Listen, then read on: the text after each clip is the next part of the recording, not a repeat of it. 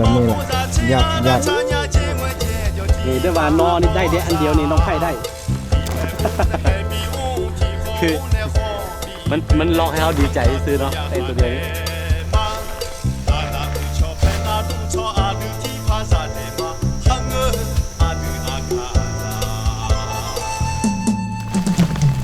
เห็นบ่โอ้ต้นไม้กินได้เนาะสักคานเด้อสักคาน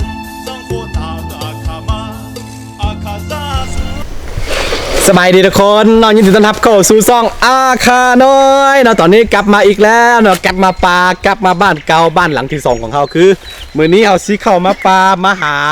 อาหารยุทธธรรมศาสตร์สิ่งหลักๆที่เฮามามื้อนี้ก็คือเฮามาหาหน่อไม้เนาะหน่อไม้ขมเนาะหน่อไม้ขมจะเป็นหน่อชนิดหนึ่งที่มีรสชาติหวานเนาะแต่ว่าชื่อว่าหน่อไม้ขมย้อนหยังก็คือหลังจากที่หน่อมันพ่นหน้าดินออกมาแล้วเนาะมันจะมีรสชาติขมเนาะแต่ว่าณตอนนี้มันจะอยู่ใต้ดินเนาะกว่าสิได้มาดวงหนึ่งเนาะมันต้องใส่เวลาต้องได้เอานี่อุปกรณ์ในการขุดเนาะต้องได้ขุดใต้ดินเนาะมันจะมีรสชาติหวานแดงๆเนาะถ้าผู้ใดจำได้เนาะปีกายนี่เคยไปหากับอาม่าแล้วก็แม่ของตากล้องนี่มื้อนี้เฮามากับแม่ตากล้องแล้วก็น้องไผ่เนาะฝากซองของน้องไผ่เด้อซองหยังก็อาม่าพีชแนลอาม่าพี่ชาแนลเนาะของน้องทรายของน้องไผ่เด้ออย่าลืมเข้าไปกดติดตามเนาะมื้อนี้เอาสิไปรุ่นน้ำกันนะผู้ใดสิได้นอเนาะหรือว่าอุ้ยโบเมนเตนอเด้อนี่เฮาได้ตัวนี้ผมเห็นบ่นี่คือต้นไม้กินได้หรือว่าเขาเอิ้นว่าเครือสะคานเนาะภาษาเราเอิ้นว่าสะคานเด้อเอาไปแกงใส่นอส้มแกงใส่สิ้นไก่อาโลมันจะมีเรียกว่าขึ้นคือพวกวาซาบินะนี่คือนี่ก็สะคานเนาะอย่าลืมสะคานเด้อทุกคนเด้อโอเคเฮาสิหานอกันเนาะนอคือนอไม้ขมเนาะ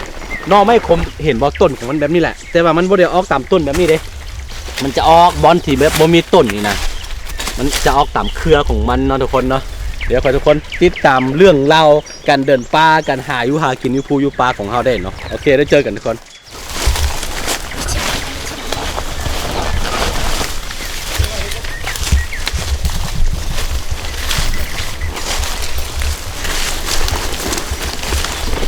นี่เห็นแล้วนี่โอ้นอบ้าจ้ะออกแล้วนี่ตัวนี้มันสิคมเป็นหนึ่งเนาะออกเครื่องดินแล้วเด้อนี่เดี๋ยวเฮาแบบวิธีการซอกมูของมันเนาะเฮาต้องเบิ่งตามนี่ใบตัวนี้ตัวนี้ไปสีไปเนาะสีไปทางใดก็ซอกทางนั้นเนาะทางนี้ตัวนึงทางนั้นตัวนึงสีใหญ่อะที่มาขุดเบิ่งเด้อทุกคนเด้อเป็นครั้งแรกอันครั้งแรกของปีนี่ครั้งแรกปีทุกปีมันสิได้กินแต่เดียวเนาะเฮาบ่คิดว่ามันสิออกซ้ำนี่แล้วเนาะเฮามาขุดเอาอยู่ในดินมันแต่ว่ามันออกไปน้ำดินเดี๋ยวนี้ดินบอนนี้มันบ่ถึกแดดแล้วก็ฝนตกไป 2-3 เทื่อแล้วก็มันออกแล้วได้แล้วที่ฮักเลยนี่โอ้แบบนี้แหละยอดไ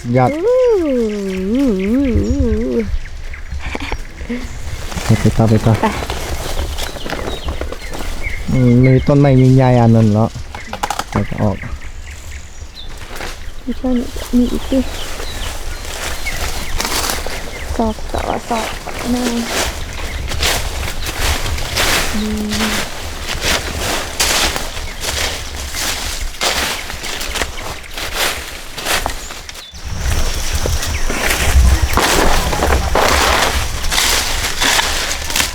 แม่เปิด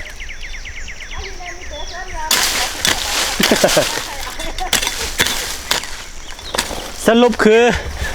โดนหลอกอีกแล้วโดนอันเนาะคือปกติในบอนอื่นมันบางบอนมันก็ออกแล้วนะแต่ว่าจุดที่เขามามื้อนี้บ่ออกยังคุดมดมือยังบ่เห็นเลยโอ้กว่าสิได้กินบ่แม่นธรรมดาพี่น้องเอ้ยใส่เวลานี่แหละโอ้แต่หากำลังสิออกเนาะกำลังสิออกนี่เขาจะซอกตามเครือของมันนะทุกคนมันยังออกเลยคือตั้งแต่ขุดมายังบ่ได้จักดวงเถอะเด้อ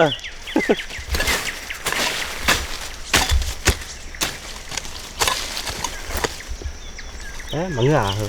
มา อะไรอย่างเงี้ย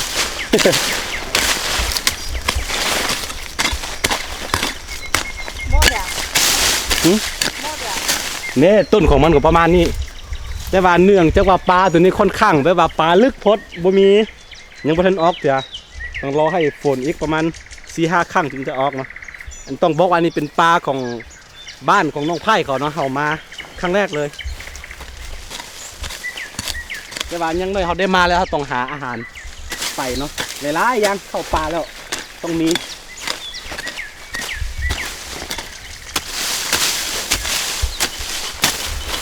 โอ้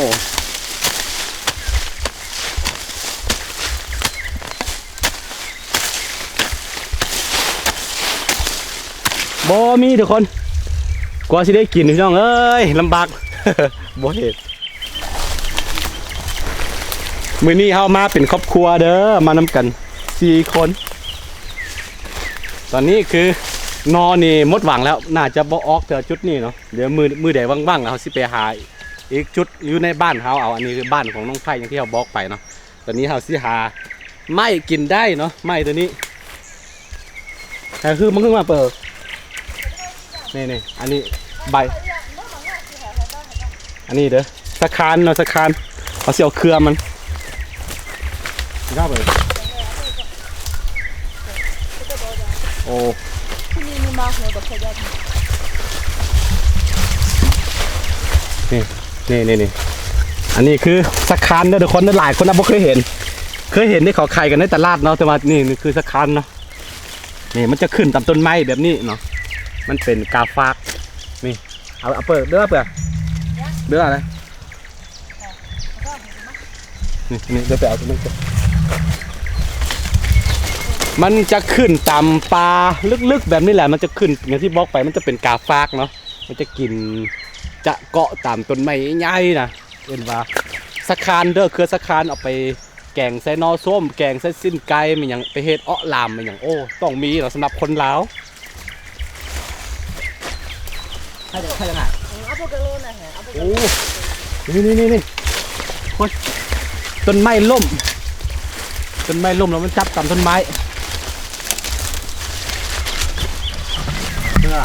เป็นไงนี่เดือดนี่เห็นบ่อันนี้เด้อนี่ต้นไม้ล่มแล้วก็มันจับตามต้นไม้เนาะ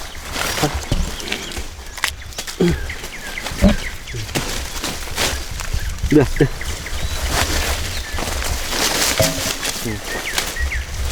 ก่อนสิไปกินต้องคูดแบบนี้ก่อนเนาะคูดออกแล้วก็เอาตัวนี้เอาตัวนี้เนาะนี่คือต้นไม้กินได้เด้อตัดมาเป็นครอบครัวใบมันกว่าตัวนี้แหละทุกคนเห็นบ่นี่ใบสะคานมันเป็นตัวนี้ตะกล้องลองเบิ้งดีเอาเบิ้งนี่เนาะนี่คือใบสะคานเด้อมันจะขึ้นตามปลาที่มีความอุดมสมบูรณ์น้อยจุดมันจะมีบ่ได้มีทุกบอลเด้อตัวนี้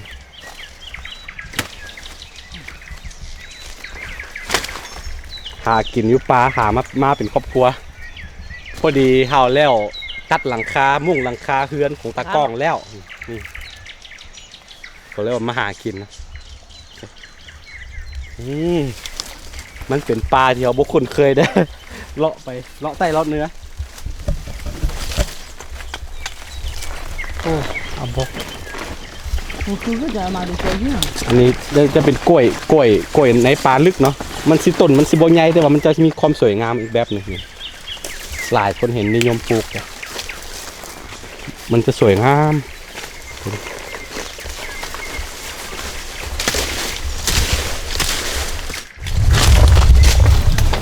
ทุกเรื่องอยู่ได้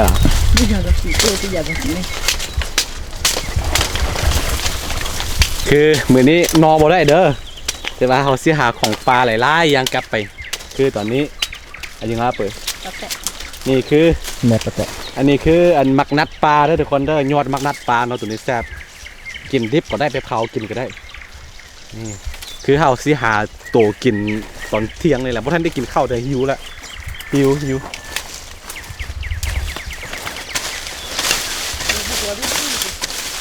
ให้ดูขนาดเยอะละ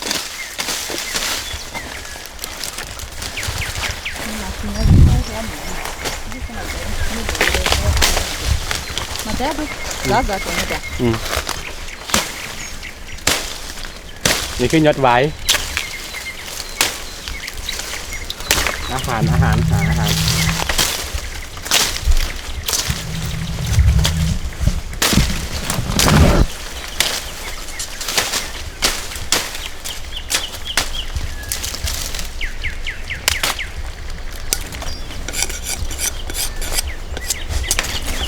ลูกสาวแม่นะ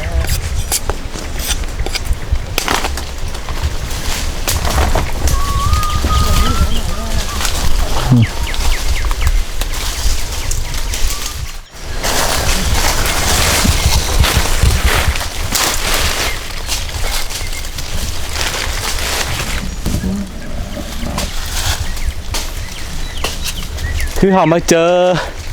ต้นไม้ใหญ่ๆอีกต้นหนึ่งทุกคนเอาสิลองซองเบิ่งกัน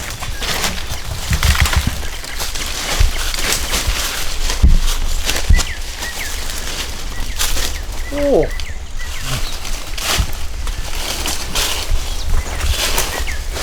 เบิ่งพี่โคตรใหญ่อลังการงานสร้างธรรมชาติสร้างขึ้นมาเดี๋ยวขอดูข้างในก่อน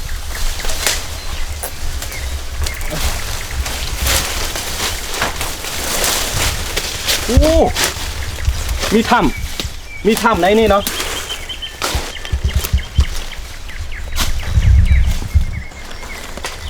โอ้เป็นตาย่าน สามารถว่าเล็ดลอดเข้าไปได้เลย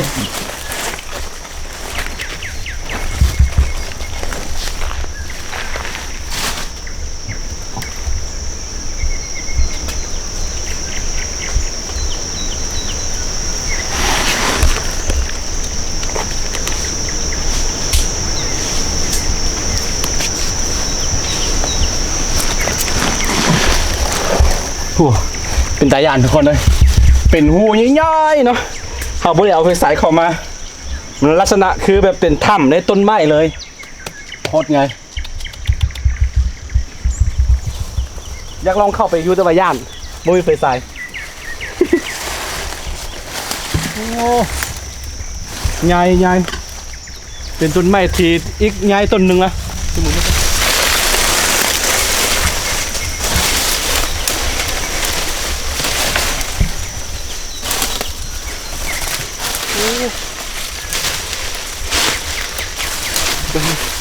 เอากล้องนะกล้องนะเขาเสียเอากล้องอันนี้ลองถ่ายหุบภาพเข้าไปเบิ่งกันเกิดที่เห็น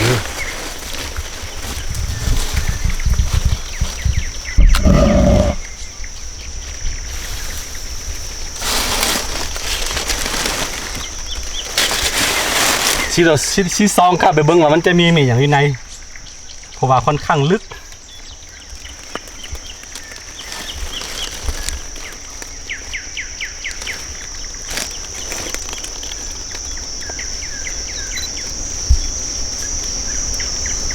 โอ้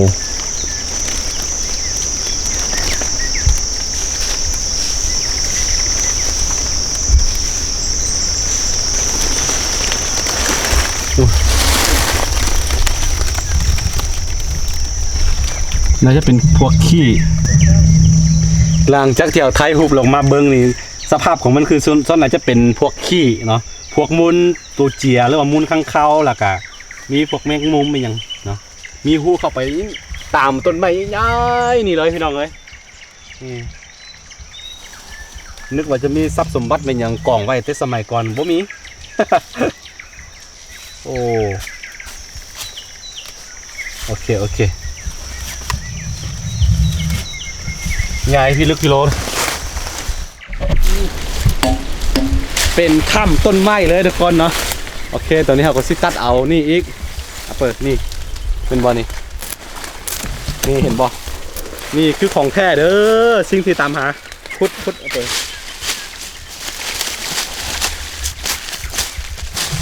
รักมากจ้ะโอ้นี่ของแท้ โอ้โหนี่อันนี้เด้อแซ่บเด้อ ตัวนี้เนาะ อัดที่ตัดเป็นทอนเท่านั้นล่ะนี่โบได้นอกกับเขาได้ตัวนี้กลับไป คือเอาไปแล้วก็ไปคือถ้ากินบดมุดแล้วก็ไปฟังดินไว้อะนะไปฟังดินไว้มันจะนั่นเนาะมันสิบอแห้งได้หลาย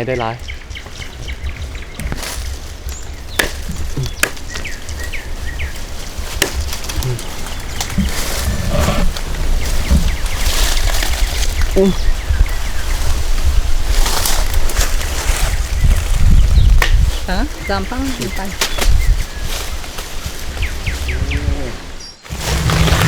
อาจารย์มาในปัตตมาปัตตละนี่เอาก็ได้หลายอยู่นี่แต่ว่านอนี่ได้เด้อันเดียวนี่น้องไผ่ได้ คือมันลอกให้เขาดีใจซื้อเนาะไอ้ตัวเดียวนี้นอไม้ขมเดี๋ยวมือเดี๋ยวอีกประมาณเดือนหนึ่งก่อนเนาะประมาณท้ายเดือน2เขาสิไปเมื่อไท้ายเดือน2ท้ายเดือน3เขาสิไปหาเนาะตอนนั้นเนี่ยน่าจะออกมาผลจากหน้าดินแล้วแหละนี่แต่ว่าของเขาก็ได้อยู่ได้พวกดีๆนี่เปิดเอาถุงนะไปโอ้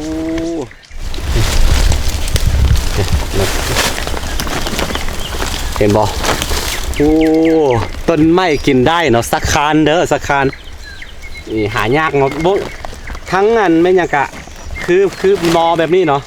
คือนอแบบนี้เนาะอยู่ทางถ้าพี่น้องฟังไทยน่าจะมีแถวเจียงไฮ้เจียงใหม่น่าจะมีเนาะมันจะออกว่านอไม้ขมเด้อมันจะขมเนาะแต่ว่าแบบนี้มันยังบ่ขมใต้ดินเวลาเขาขุดเอาใต้ดินนะคือช่วงนี้เนาะถ้าว่าไปชาวบ้านเขาขายในตลาดบ่ต้องต่อราคาเด้อซื้อรถเนาะคือตอนนี้อยู่บ้านเคยรู้ละ100 บาทเด้อแพงคือกันมันแพงยังบ่มีเด้เป็นกันมาหากินแบบครอบครัวเนาะนับตั้งแต่นี้ไปเขาจะไปเป็นครอบครัวเนาะไปแบบหากินไปจกปูจกปลาหรือว่าไปไม่ยังแล้วแต่เนาะเวลาเขาไปหากินเขาสิไปแบบเป็นครอบครัวเลยได้หลายอยู่เขาคือตอนแรกเขาว่าสิกินข้าวอยู่พี่แต่ว่าน่าจะบ่ไหวขี้ข้านดังไฟนอกับบ่ได้หลายเลยบ่ได้อันเดียวน้องไผ่ได้นะ ก็เลยว่าเขาสิบ่กินข้าวเขาสิไปกินอยู่วันนั้นมื้อนี้โดนลอกมาหลายเธอแล้วโดนนั้นถึกตัวอ้นลอกเด้พุดตัวอ้นหูนึงกับบ่มี โอเคทุกคนอันนี้จะเป็นคลิปบ้านๆเนาะแล้วก็เป็นปลาที่เขาบ่คุ้นเคยได้นะเป็นปลาบ้านของน้องไผ่เขามาครั้งแรกเนาะหรือว่าบ่เป็นหยังเขาก็ได้สักคานกลับไปเต็มโถงเนาะ